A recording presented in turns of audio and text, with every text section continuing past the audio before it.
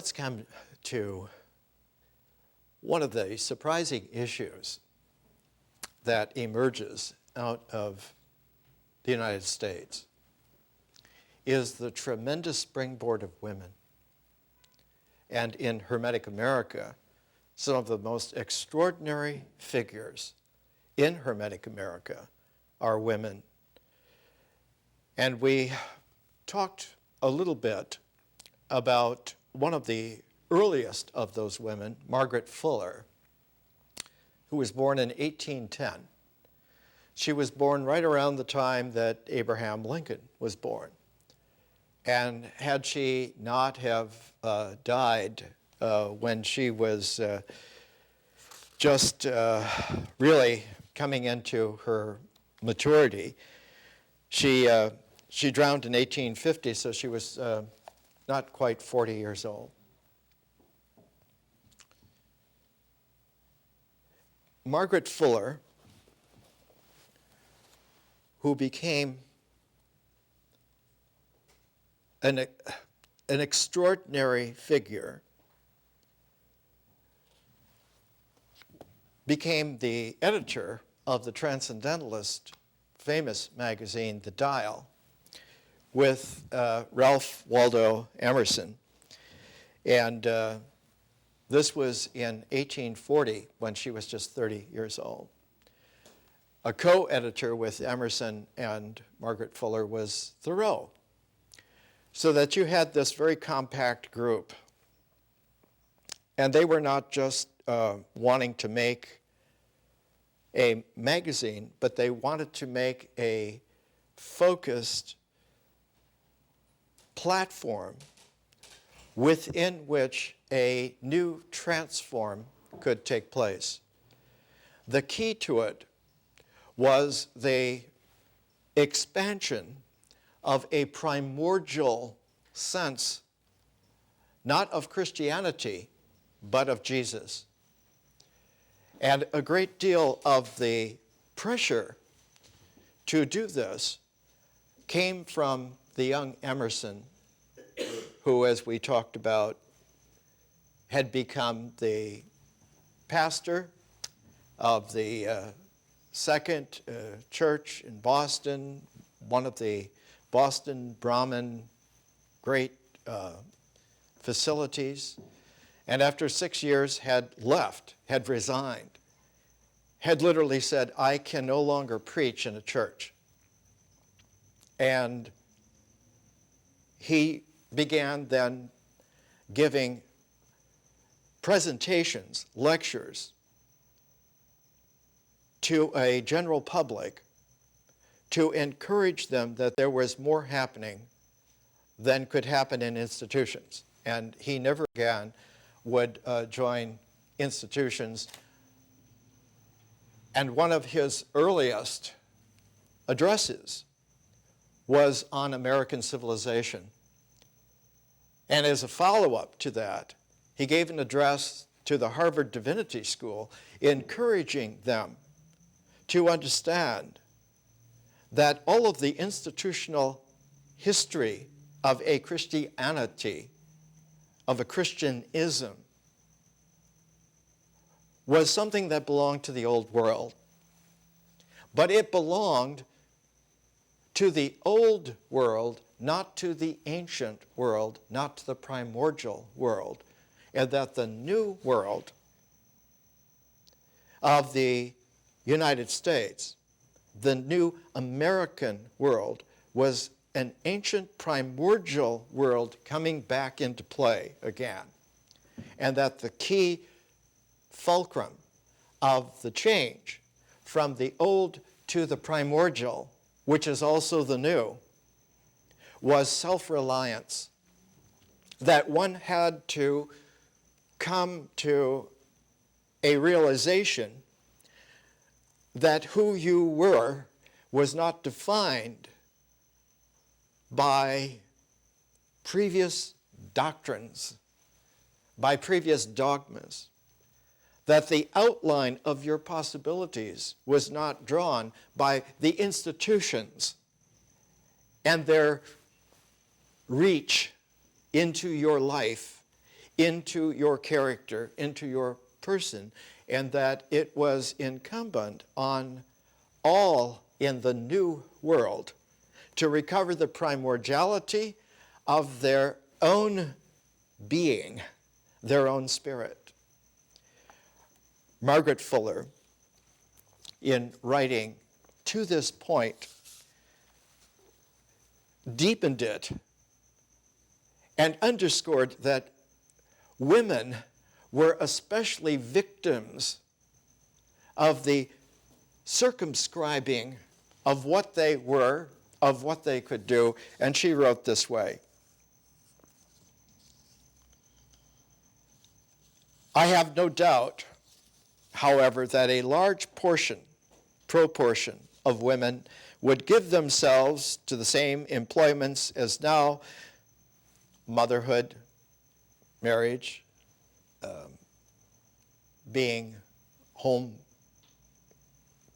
makers, because there are circumstances that must lead them. Mothers will delight to make the nest soft and warm. Nature will take care of that. No need to clip the wings of any bird who wants to soar and sing, or finds in itself the strength of pinion for a migratory flight unusual to its kind. The differences would be that all need not be of this kind, that all not be constrained to employments for which some are unfit. And we will see in today's presentation that while this was being delivered in 1840, by the time of one lifetime later,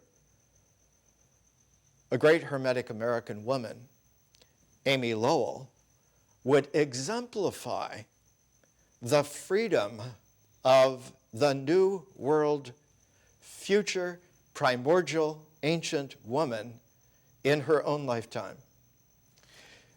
Margaret Fuller, though, is the beginning, the place where we throw the pebble into the pond. And when we come to Amy Lowell, we'll see that the ripples show that it is an infinite pond. I have urged upon the sex self-subsistence in its two forms of self-reliance and self-impulse, because I believe that them to be needed by means of the present juncture. I have urged on women independence of man, not that I think the sexes mutually needed by one another, but because in women, this fact has led to an excessive devotion which has cooled love, degraded marriage, and prevented either sex from being what it should be to itself or to the other. I wish women to live first, for God's sake, then she will not make an imperfect man her God, and thus sink to idolatry. This is tough language in 1840. That she will not take what is not fit for her from a sense of weakness and poverty. Then, if she finds what she needs in man embodied, she will know how to love and to be worthy of being loved. By being more a soul, she will not be less woman, for nature is perfected through spirit. So that you have this incredible push in Concord, Massachusetts, just outside of Boston, within 14 years of the death of Thomas Jefferson, within a short generation from the death of Benjamin Franklin, who died just 50 years before. So that you have a burgeoning explosiveness that from here on into the 21st century accelerates itself in two ways. It accelerates itself by an expansion, that for sure, but it also accelerates itself by a concentration. And that the concentration becomes more and more poignant, and the expansion becomes more and more cosmic. And the poignancy is on the ability to transform more and more of what is existential, of what is mental, into possibilities that were not there before. And the correct ancient primordial practice of this is aptly named alchemy. The ancient name for Egypt from its own self was not Egypt, but Chem. Alchemy is the ancient Egyptian way of understanding proportionality as a ratioing of a divine which has many aspects, and it is the ratioing of those various aspects in ever new combinations of proportions that gives an insight into how one can be a part of the living cosmos.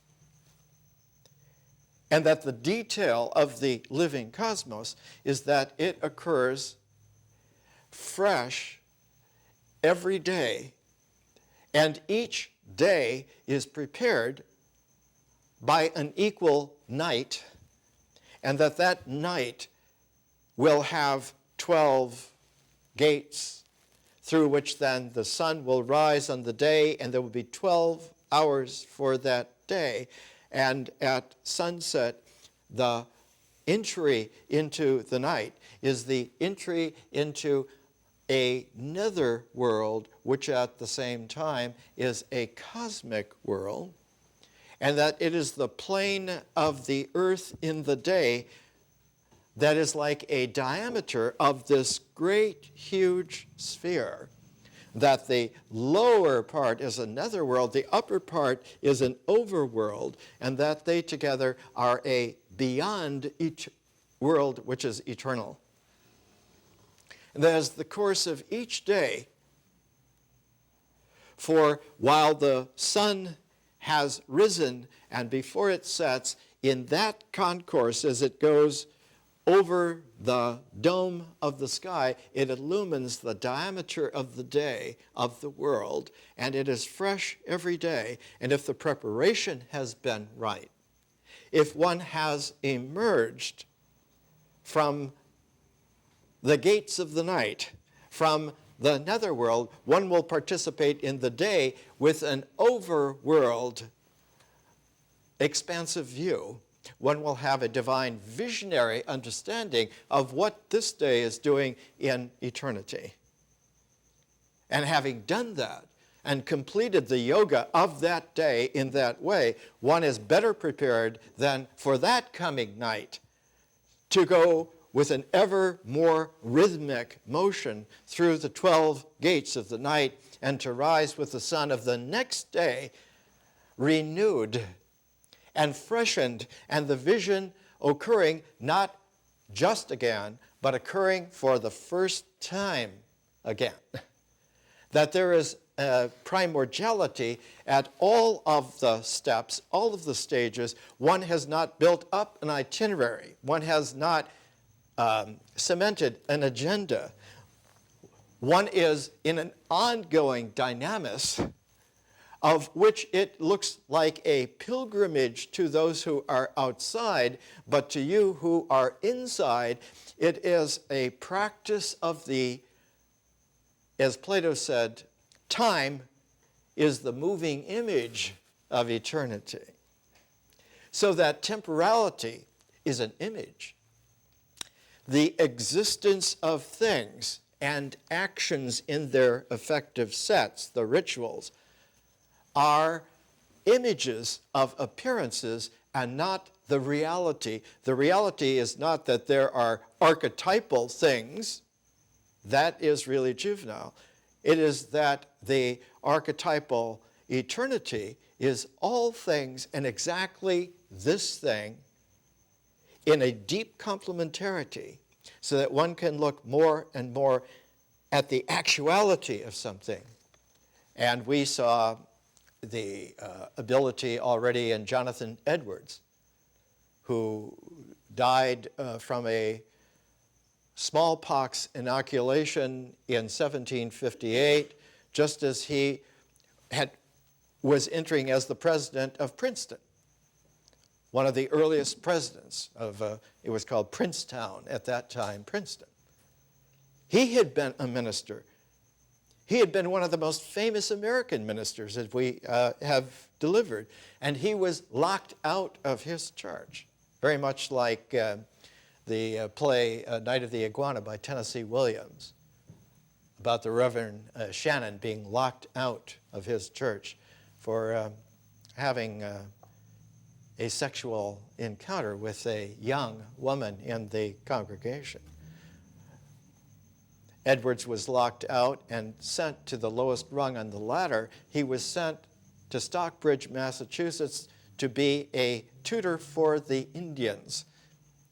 The Indians who were being pacified, they were being taken out of the wilderness and put into a dogmatic conditioning so that they could be manageable, and they would be manageable on the lowest rung. And in a way, it was converting the freedom of primordiality, mischaracterized as the savagery and a wilderness that barbarism should be tamed. And it is the false taming of persons by institutions, by dogmas, that reaches at the demonic level when they themselves are their own wardens.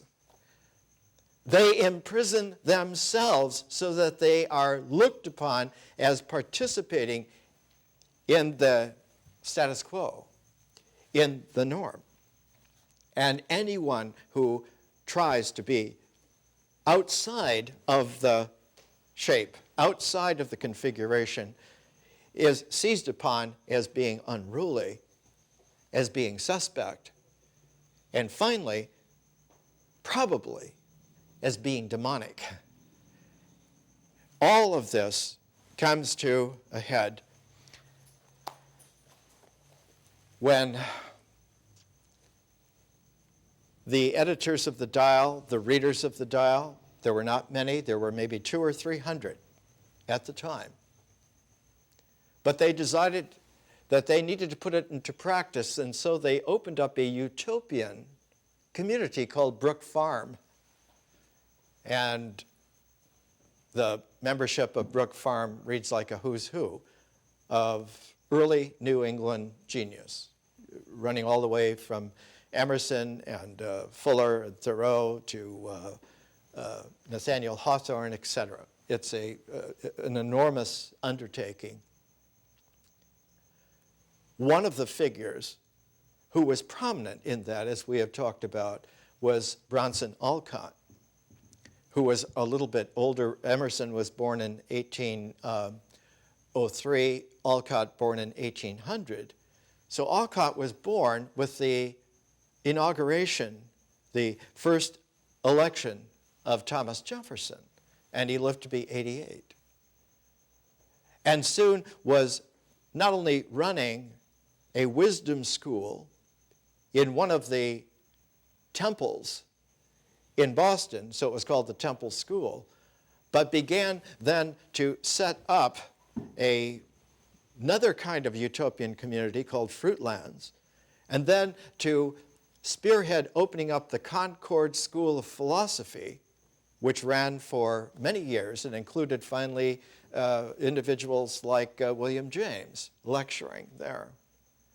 But Alcott put into practice the raising of his children in this new primordial, this new ancient and future modern way. And the most famous of his children was Louisa May Alcott. Now, we all know Louisa May Alcott and her fabulous bestseller, Little Women. There have been 4 film versions of it. This is the latest one with Susan Sarandon and Winona Ryder. We all think of Louisa May Alcott as this nice little children's young adult writer, and it was a big shock to people when Behind a Mask, The Unknown Thrillers of Louisa May Alcott was released, and then another half dozen A Marble Woman, Unknown Thrillers of Louisa May Alcott. And it turned out that under a pseudonym, she wrote some of the raciest, supernatural,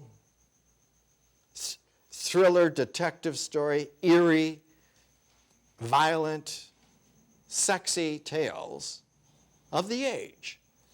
And a description from an early biography of Louisa May Alcott. She also died in 1888, and this was published in Boston, 1890.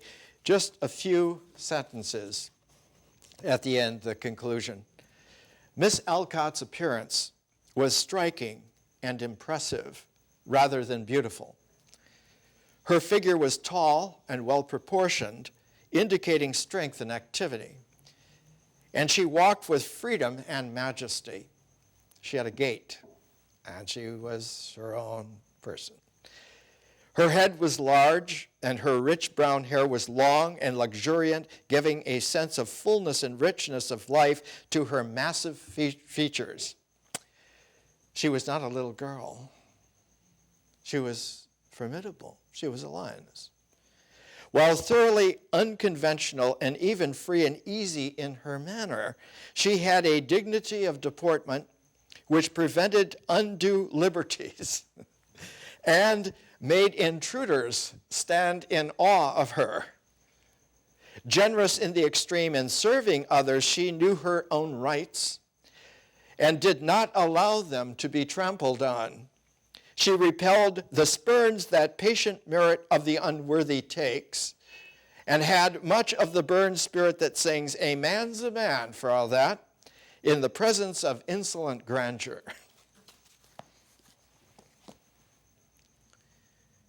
This was published in 1890, and at the time, a young girl of one of the most famous of all the Boston Brahmin families was already able to read and write, and her name is Amy Lowell. The Lowell family, for maybe 5-6 generations, had been one of the pioneering families in setting up very large industrial businesses. They founded, for instance, Lowell, Massachusetts. Amy's great-great-grandfather went to England when the first mills were being set up there in the beginning of the Industrial Revolution to weave fabric by machines. And he memorized the designs of these, came back to Boston, and set up a family business that just extended itself and made so much money that he went into real estate and many other kinds of businesses, and all of the Lowells became fabulously wealthy.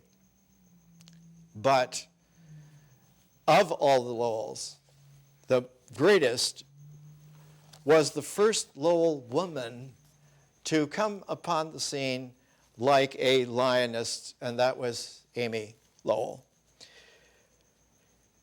She was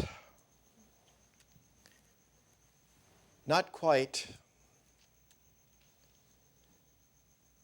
ill, but at the end of her life, and she was born in 1874, in 1925, this is from the Lowells and their 7 worlds. The 7 worlds is a Hermetic description. The biggest confines of mankind were the 7 spheres of the sun, the moon, and the 5 planets.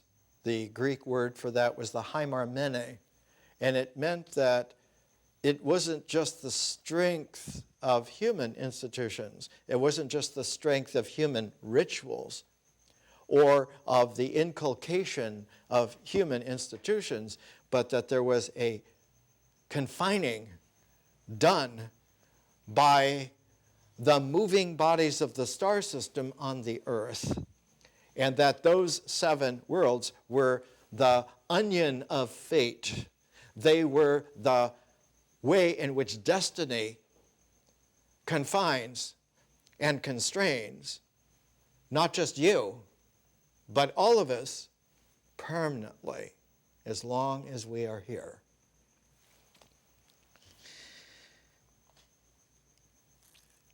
She was to sail on the ship Bengaria to go out into the world as one of the most famous writers of her time. And she was to sail April 26th, but on the 9th, a complimentary dinner in honor of Miss Amy Lowell was given in the ballroom of the Hotel Somerset in Boston. Some hundreds of distinguished persons were, on the whole, rather pleased when the guest of honor arrived an hour late. A true grande dame of the Boston Brahmins. And distinctly gratified when, with the coffee, she produced her capacious cigar case. So she would light up her stogies and have her coffee on a par with any man in the place. She had a pedigree that outstripped anyone in the place, and she herself had established herself as herself.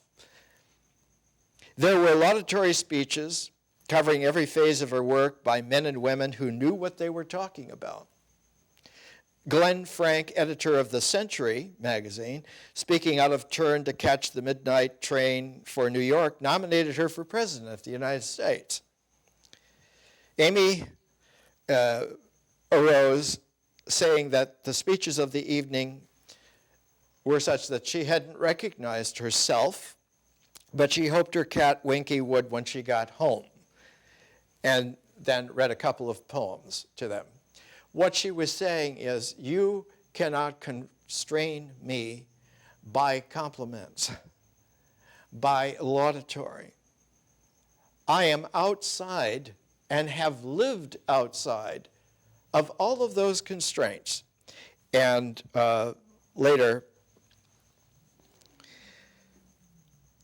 on the morning of the 12th, she woke up and said to Mrs. Russell, "Peter, I am done. Why can't they leave me alone?" Later in the day, she suddenly found her hand numb. And looking in a mirror, she saw the right side of her face drop. "Pete," she said, "a stroke." She became unconscious immediately and died in an hour and a half later. To those who had worked with her, it was as if a force of nature had been turned off. One of her last poem collections is about a quality of eternity in the moving image of the self-reliant spirit of the person, man or woman, in her case, a woman. And the volume published in Boston by Houghton Mifflin, 1925, it's called What's O'Clock? What time is it in the universe? This poem, as a sample, is called Once Jericho.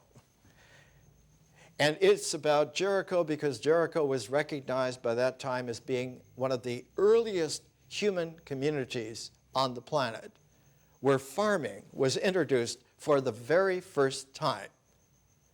That instead of being hunter-gatherers, man had achieved, men and women had achieved, the ability to shift from hunting and gathering to farming and to animal husbandry. The men largely tended the animals, but the women largely tended the plants. So that early farming, the taming of the plants, so that one had a continuous, dependable food supply, is a feminine contribution to civilization. And Jericho then becomes a symbol of that feminine contribution from eternity, dwarfing the institutional misunderstanding of things. And in the poem, one finds it reading this way: walking in the woods one day, I came across a great river of rye sweeping up between tall pine trees. The gray-green heads of the rye jostled and flaunted and filled all the passage with a tossing of bright bearded ears. It was very fine, marching and bending under the smooth, wide undulation of the upper branches of pine. Yee, yee, cried the little cinquefoil. What is this bearded army which marches upon us? The cinquefoil is a little flower, 5-petaled. And the loose strife called out that somebody was treading on its toes, but the rye never heeded. Bread, bread, it shouted, and wagged its golden beards. Bread conquering the forest. I stood with the little cinquefoil crushed back against a bush of sheep's laurel. I am sorry if I crowd you, said I, but the rye is marching, and the grass and yellow banners blind me. Also the clamor of the great trumpets is confusing. But you are trampling me down, wailed the loose strife. Alas, even so, yet do not blame me, for I too scarcely have room to stand. Then a gust of wind ran upon the tall rye, and it flung up its glittering helmets and shouted, bread, again and again. And the hubbub of it rolled superbly under the balancing pines. 3 times the trumpets, thought I. And I picked up the cinquefoil. Why not on my writing table, I said, caressing its petals with my finger. And that, I take it, is the end of the story. One of the qualities of Amy Lowell was that she is the first American writer to write haiku, because immediately after that poem in What's O'Clock, what time do you think it is in eternity? Our 24 haiku, they called them hoku at the time because that was the pronunciation that came in. 24 hoku on a modern theme. A sample. Again, the larkspur, heavenly blue in my garden, they at least unchanged. So much is kaleidoscopic, yet in that kaleidoscope of an almost infinite variety is the exactness of the moment of what is real in itself, including oneself, which will now, the next moment, be just as real and possibly different, or possibly unchanged in its exactness in the Zen moment. Another, have I hurt you? Yet look at me with pale eyes. But these are my tears. Amy Lowell's older brother became one of the most famous astronomers of all time, Percival Lowell. And he's the one who started the entire realization that Mars must be inhabited by intelligent beings. And in 1895, in the Atlantic Monthly magazine, published in Boston by Houghton Mifflin.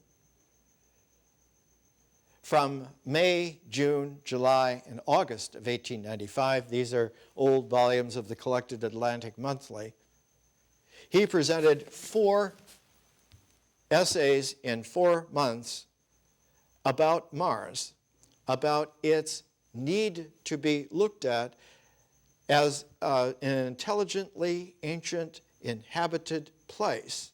And when we come back from the break, we'll see what an enormous explosion this produced, including the founding of the great 24-inch telescope observatory in Flagstaff, Arizona, the Lowell Observatory, devoted to trying to understand Mars and its canals and its water system, and the change that was coming to human beings by realizing there are more intelligent beings than them, even as close as the nearest planet to us. What else must be out there in the cosmos?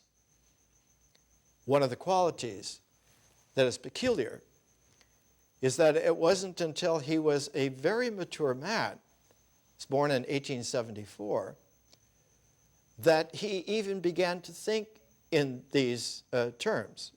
Not 1874, 1854. He was 19 years older than Amy, 1854. So when he brought this out in 1895, he was in his early 40s, 41, 42. He was one of the most strikingly handsome, disciplined men that anyone had ever seen, wealthy beyond belief, a great master of financial investments and made piles of money. But what got him was the need to get out of the institutions, to get out of the family preferences, to get out of the false labeling of him. And so he decided with a friend of his to go traveling, especially to the Far East, and he went to Japan.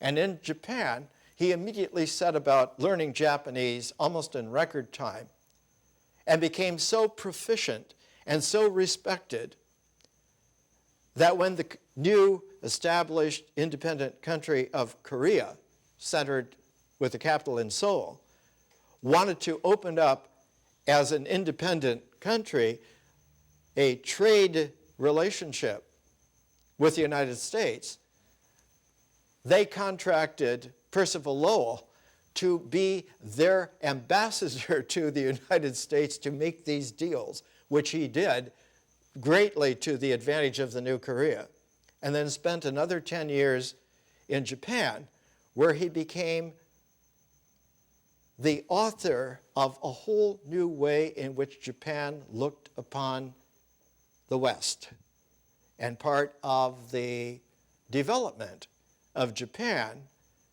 being able by 1905 to defeat Russia in a war was due to the uncanny confidence that the ways in which Percival Lowell had shown them, this is how you build power, this is how you use industry, this is how you arrange management so that you can finally have a management of an entire country and an industrial yoga.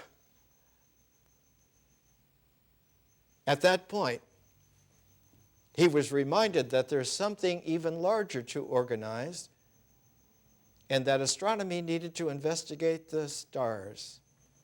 And he devoted the rest of his life coming back to the United States to do just that, starting with Mars. Let's take a break. Let's come back and realize for ourselves that there are two dynamics involved. And when you put them together, they form a complementarity, like the double helix of DNA. But what carries the double helix of the DNA is the single helix of RNA, of which there are several major versions. The RNA as a single helix is the archetypal symbol of medicine. Whenever you see a medical building or a medical traditional publication with its symbol, it is always the staff with the serpent spiraled around it. This is the staff of Asclepius. That staff of Asclepius is a branch of a cypress tree, which has been cut in such a way that there are the little branches that are roughly cut off so that there are little knobs, little nubs of it. And Asclepius, as the bearded god of medicine, the archetypal physician, leans on holding this staff of cut cypress with the serpent coming from below the ground, from the netherworld, spiraling up in an energy frequency wave form, the serpent as a living creature whose movement is literally the sine wave motion of energy in dynamic. And we recognize that there is a deep relationship between the staff and the snake. And in order to go back specifically, one has to not use the word staff, but use the word rod. And in doing so, we immediately recognize the deep complementarity that is there between the snake and the rod, because this is the symbol by which God sends Moses back to Egypt to bring the covenanted people out. That he will take this staff and be able to throw it down onto the ground, it will become a snake, it will become a serpent. The original Asclepius was a man who lived in Moses' time, who understood, like Moses did, that there is something hidden in the power of symbols that is not hidden in the symbols, but hidden in the user of the symbols. That someone who knows how to use symbols literally can do magic. The symbols will integrate a natural order, a natural cycle, a natural phase form. The symbols will be able to hold a geometry and an arithmetic together into its integral, but a magic from the ancient order of the Magi, and the first recorded Magi order is about 2000 BC in what is today Central Asia, was the northern Irani peoples living where Samarkand classically was located, on the Amu Darya, on the Oxus rivers, which did not flow into the southern swath of civilizations. From India to Britain to Ireland is a whole swath of civilizations. But in Central Asia, those rivers flow to the east. They flow towards the Gobi Desert. They flow towards China. They flow towards Japan. So that the Central Asian is really Central Asia as one of the centers of a whole swath of civilizations different from Ireland to India. This goes from the northern Caspian Sea all the way to Japan. And 2000 BC is the time in which you find Zarathustra. And Zarathustra, I spent 10 years making a deep poetic transform translation with a distinguished Iranian friend of mine, Mrs. Germani, and I know whereof I speak. The similarity of ancient Zarathustrian wisdom with the primordial Chinese wisdom is striking. It's like the great similarity of many aspects in India with aspects in Britain and Ireland. One of the great writers on Celtic occult wisdom revealed was the Hermetic American E.Y. Evans Wentz, whose first great book was on the fairy faith of Celtic countries, a bestseller still in print, but found that in the Celtic Irish mythologies, the mythologies not only of Ireland but of southern Scotland, of ancient Britain, not of England, but of Britain there before there was an England, not Angles and Saxons, but the archaic Celts who were there, that their cosmology, their mythic images are remarkably similar to those in northern India and Tibet. And so he went to Tibet, and his next book was the Tibetan Book of the Dead from the fairy faith in Celtic countries, and then wrote 3 more, so that there are 4 classic books published by Oxford University Press by E.Y. Evans Wentz, revealing the secrets of the Great Liberation, and that the great figure in that, the pivotal figure in that, was Milarepa.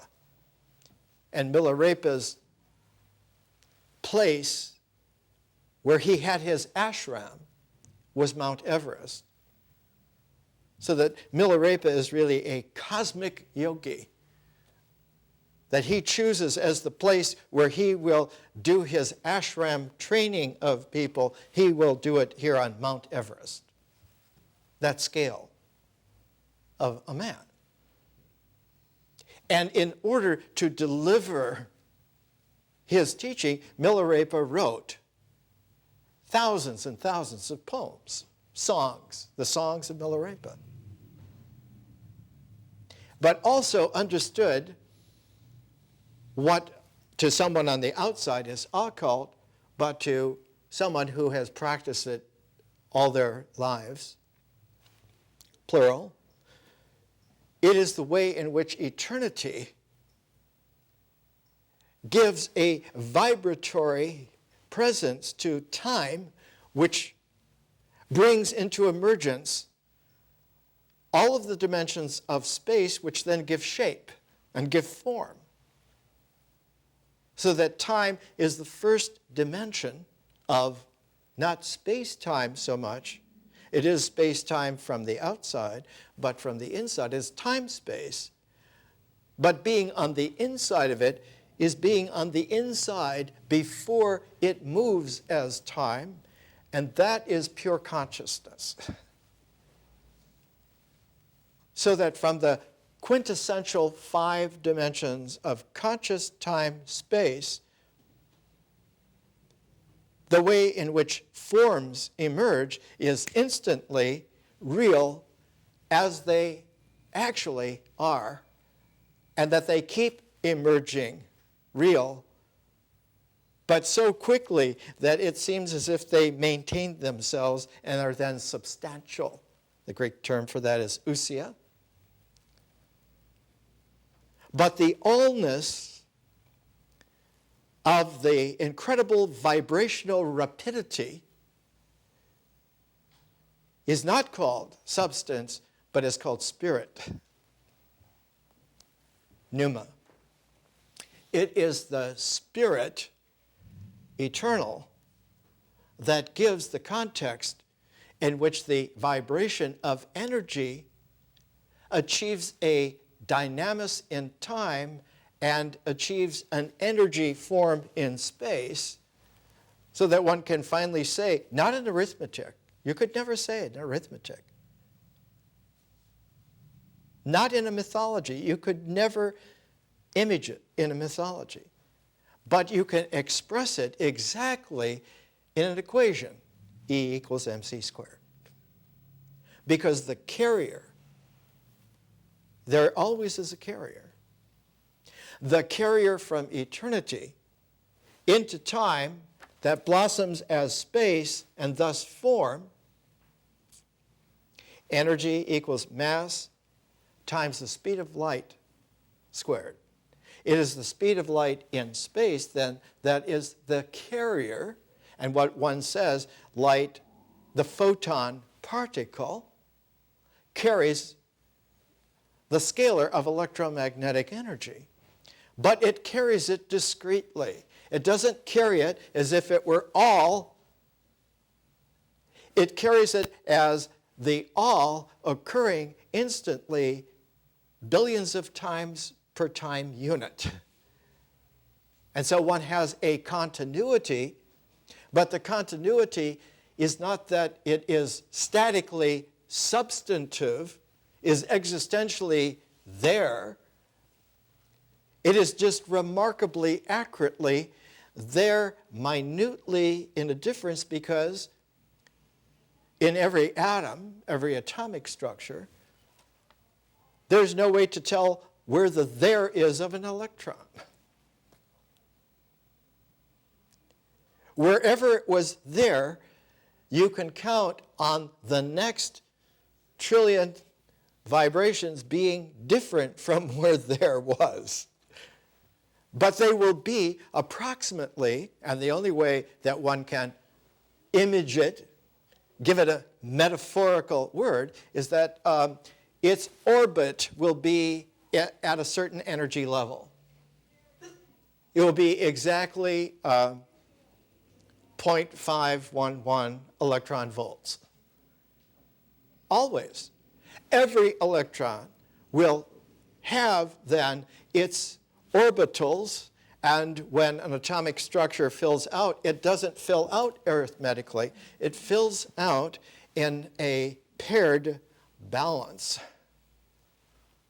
So that when you get enough electrons to fill a shell, the next shell will be at a different orbital distance, and you will have 8. And then when you fill up the 8 and its pair of 8s, the next will be a 16. And you will have pairs of 16. The next will be 32.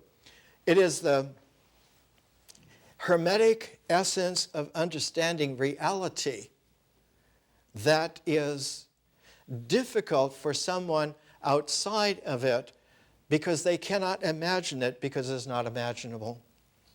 But it is able to be put into a poetic image if one can hear the poetry. We were talking this morning about the great women of Hermetic America, beginning with Margaret Fuller, going to Louisa May Alcott, jumping to Amy Lowell. Here's one of the last poems of Amy Lowell. She died at 49, suddenly. She died standing up, looking in a mirror, and saw the right side of her face sag and knew it was a stroke, and said to her companions all her life were women. She said to her companion, "A stroke." And she immediately fell unconscious and died about an hour and a half later. One of her last poems, she had just finished a big 2-volume poetic biography of the great poet Keats, John Keats. it will stand for all time as one of the most poetic biographies of anyone of all time. This is on reading a line underscored by Keats in a copy of Palmerston of England, another biography that she was reading at the time, and she writes the poem this way, one of her last poems. You marked it with a light pencil upon a printed page, and as though your finger pointed along a sunny path for my eye's better direction, I see a knight mounted on a mulberry courser and attired in green armor. I think the sky is faintly blue, but with a spring shining about it, and the new grass scarcely fetlock high in the meads. He rides, I believe, alongside an overflow river, by a path soft and easy to his charger's feet. My vision confuses you with the green-armored knight. So dight and comparisoned might you be in a land of faery.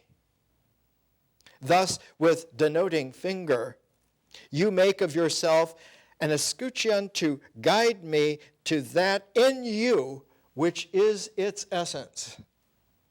But for the rest, the part which most persists and remembered, I only know I compass it in loving, and neither have nor need a symbol. Archetypal woman's wisdom. This quality became expanded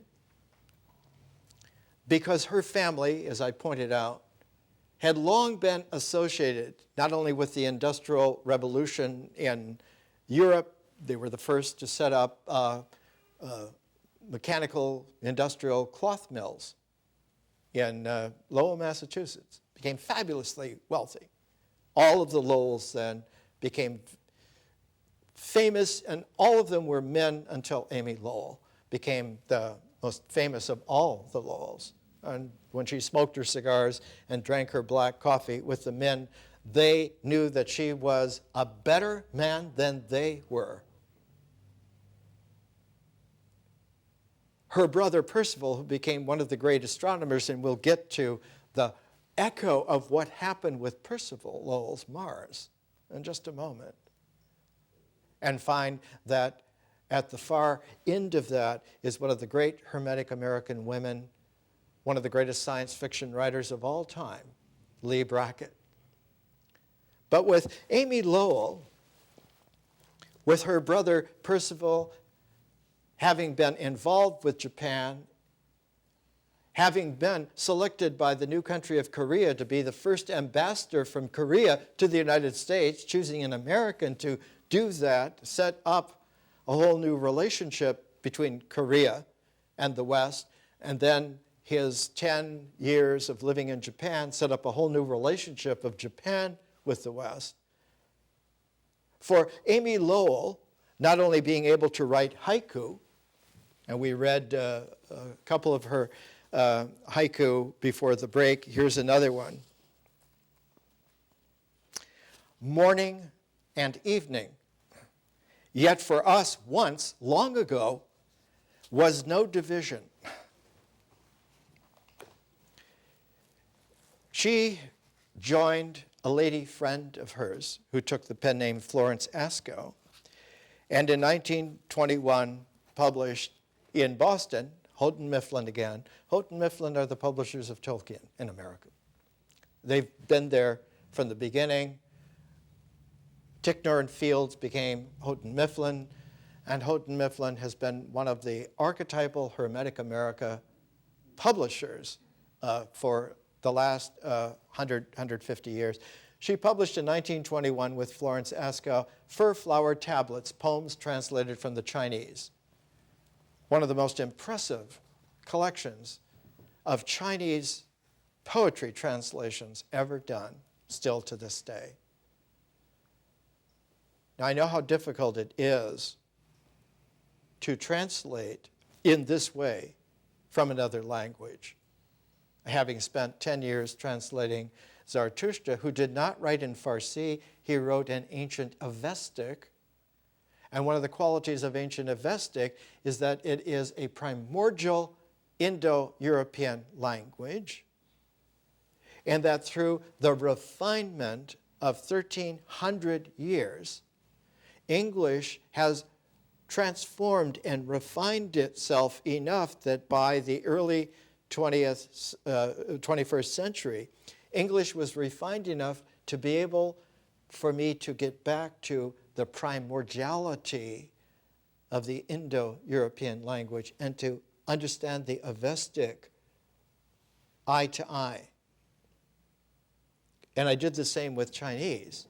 Not being able to read Chinese per se, but being able to see eye to eye with someone expressing high Dharma in Chinese and expressing it in English, modern poetic.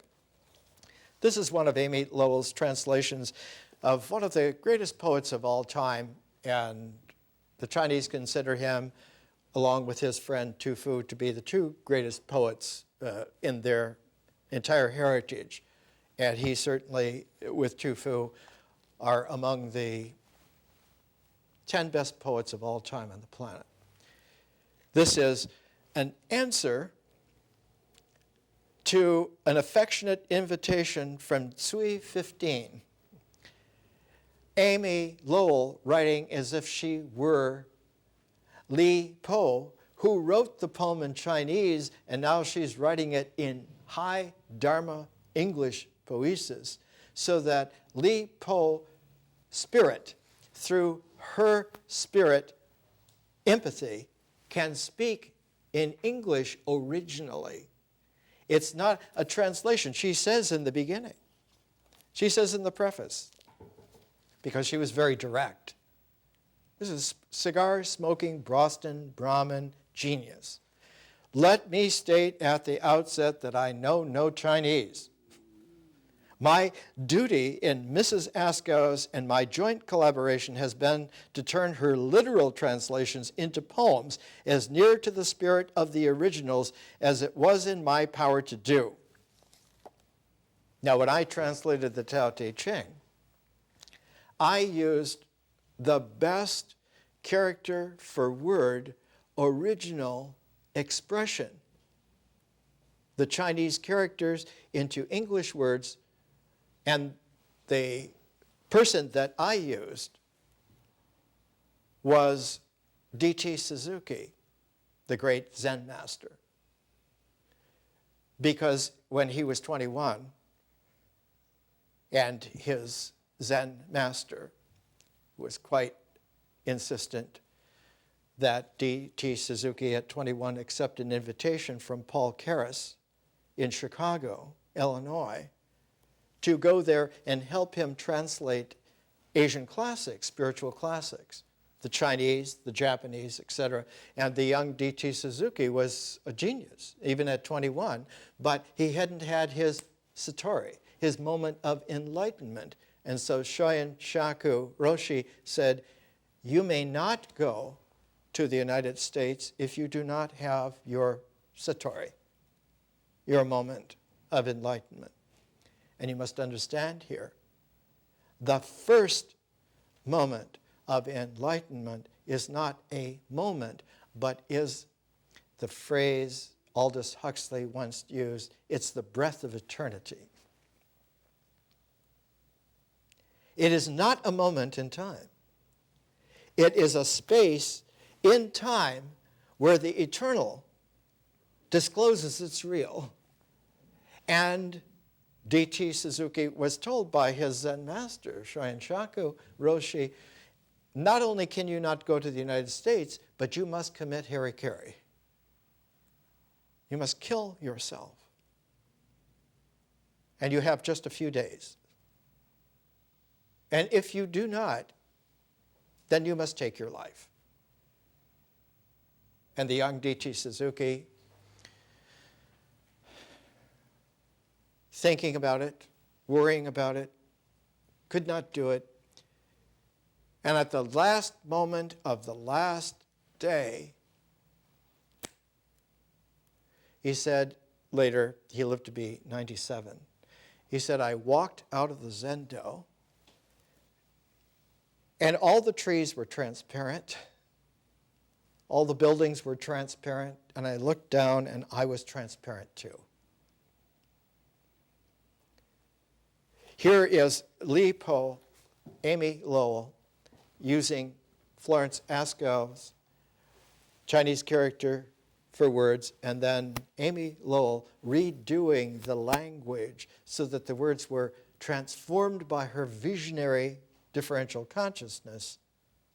And she pulled out of a mythic language of images held together by symbols into a transformed infinity where they were free to be suspended. Heaven suspends its emblems, says the I Ching, and then reassembled as a jewel. Not as a mental structure, not as a mental order, not as an arithmetical geometricity, but as a play dynamis jewel form. Li Po, Amy Lowell.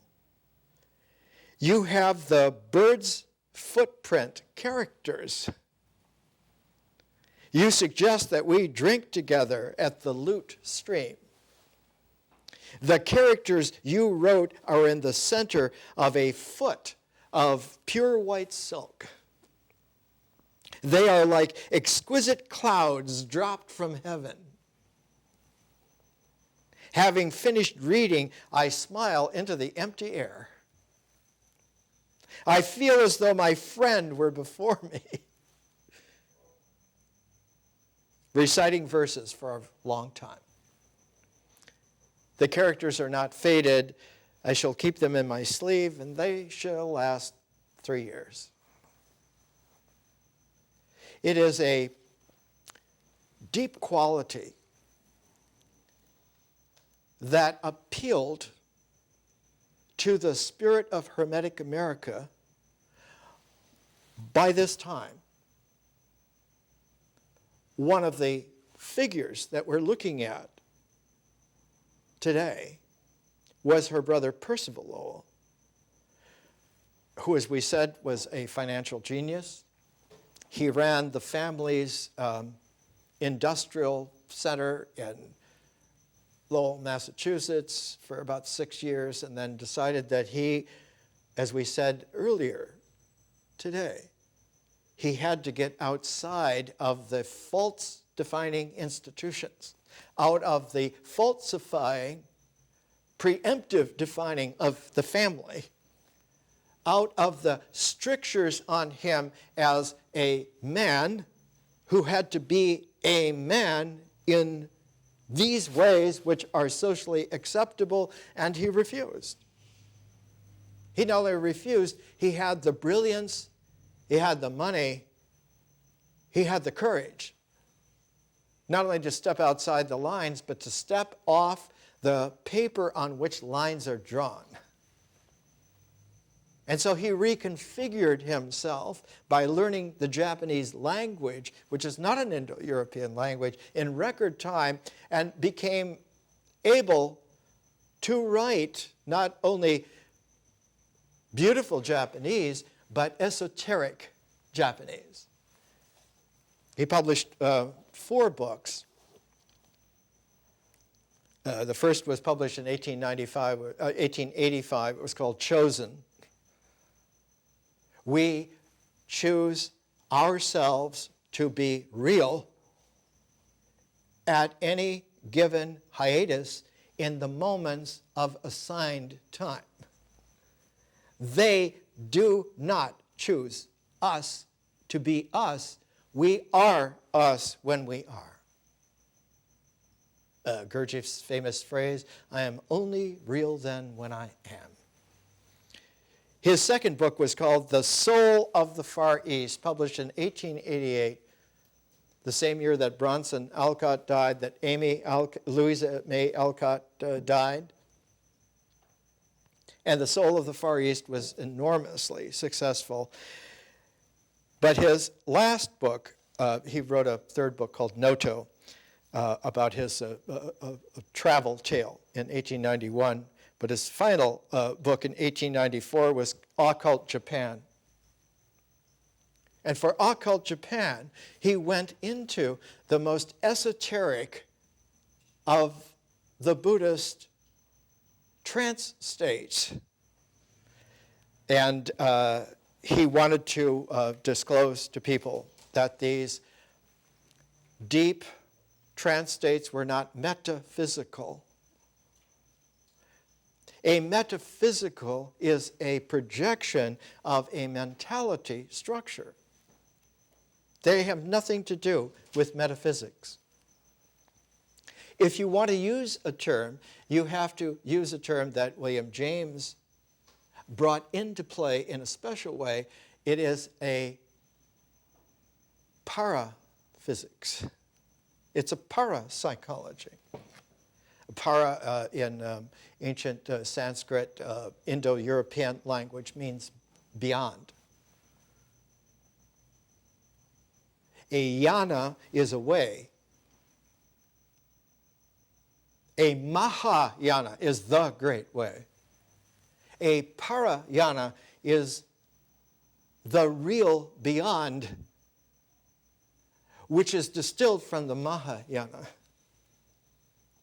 And the Japanese, like Japanese always do, they will take something and simplify it and refine it and simplify it and refine it until it is white stones raked every morning to be ripples, and that's the meditative pond,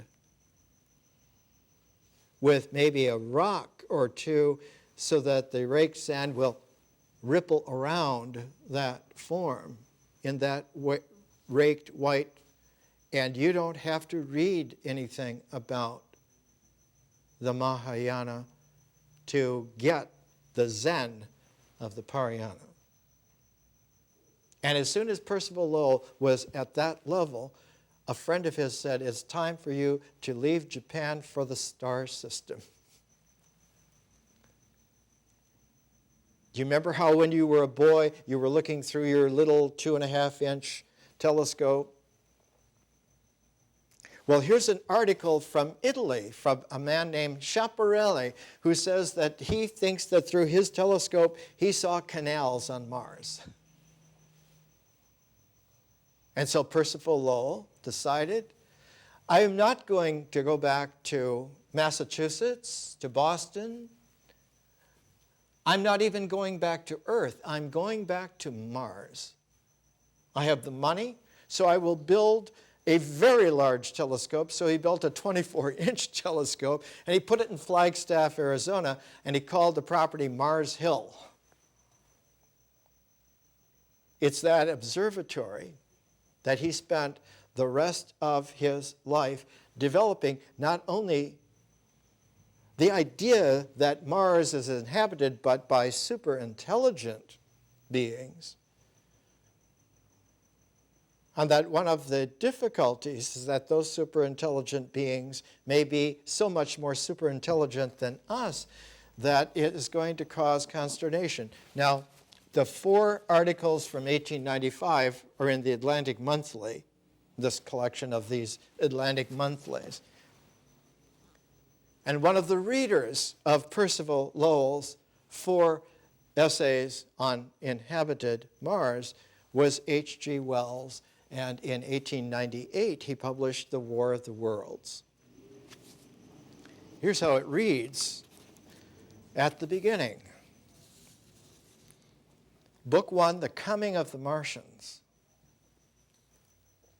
No one would have believed in the last years of the 19th century that human affairs were being watched keenly and closely by intelligences greater than man's, and yet as mortal as his own, that as men busied themselves about their affairs, they were scrutinized and studied, perhaps almost as narrowly as a man with a microscope might scrutinize the transient creatures which swarm and multiply in a drop of water. With infinite complacency, men went to and fro over this globe about their little affairs, serene in the assurance of their empire over matter. It is possible that the infusoria under the microscope do the same. No one gave a thought to the older worlds of space as sources of human danger, or thought of them only to dismiss the idea of life upon them as impossible or improbable. It is curious to recall some of the mental habits of those departed days. At most, terrestrial men fancied there might be other men upon Mars, perhaps inferior to themselves and ready to welcome a missionary enterprise.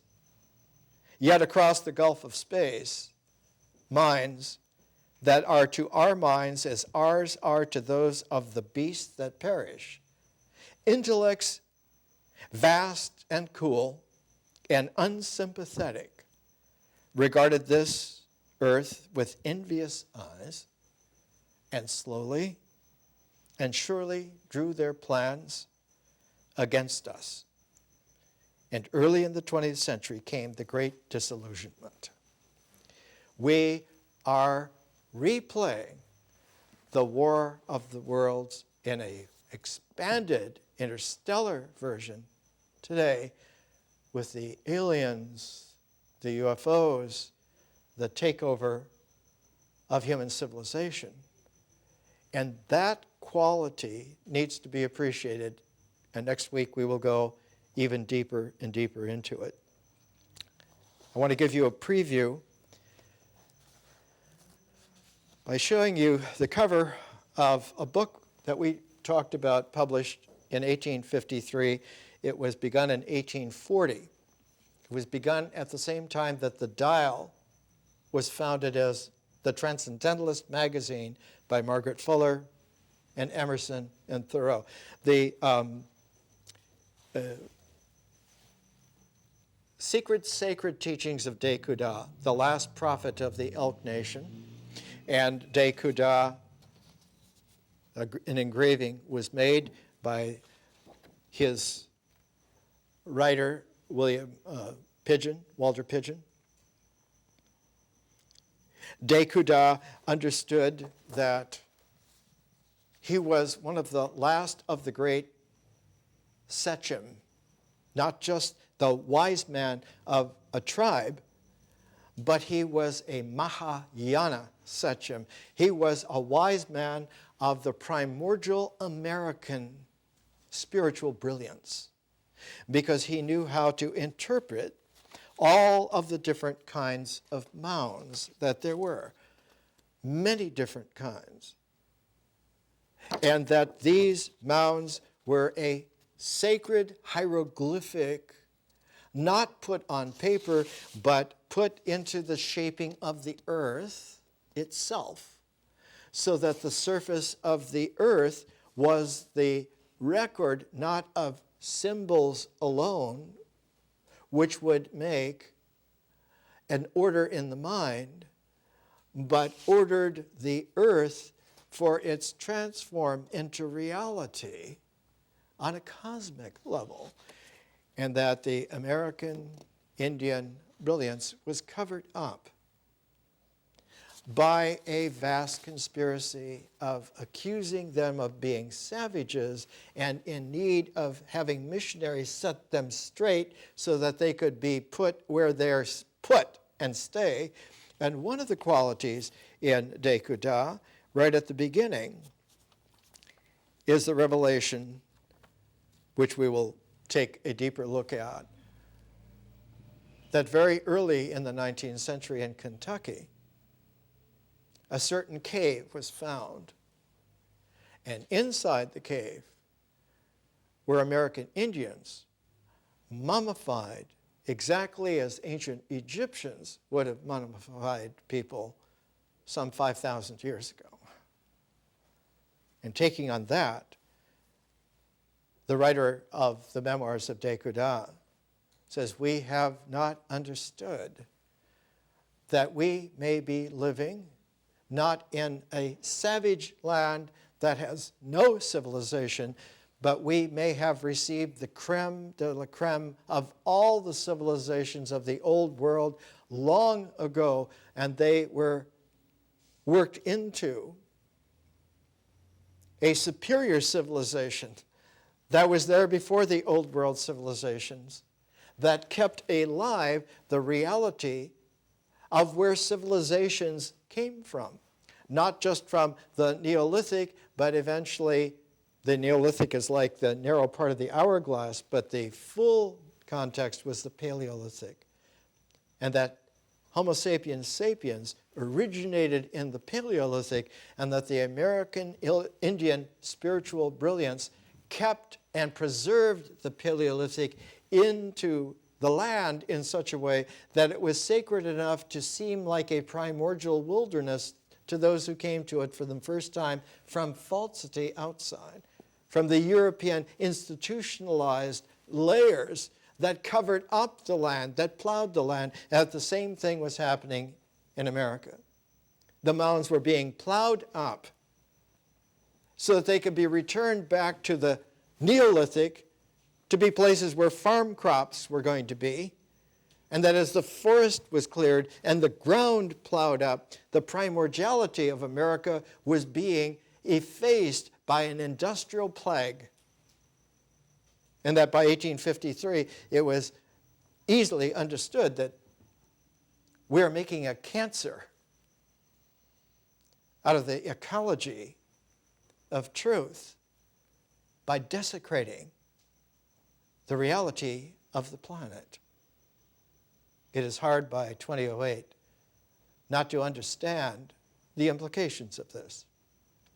I remember 50 years ago, a good friend of mine from Waukesha, it's a suburb of Milwaukee, Bill Maine, about 6'5", thin guy. He had been in the U.S. Navy, and he had sleepwalked during the day to perform his yeoman labors, and then read philosophy like Bertrand Russell all night. He said, when you're out on the ocean, the shipping lanes even then were full of flotsam and jetsam, floating trash, and that it literally spanned the globe even 50 years ago already. We live in a falsity where the scabs and scars obliterate almost all of the healthy tissue. But the healthy tissue can be brought back not by returning to anything, but by becoming primordially real, which gives us a future and a new past kaleidoscopically. That's what this is about.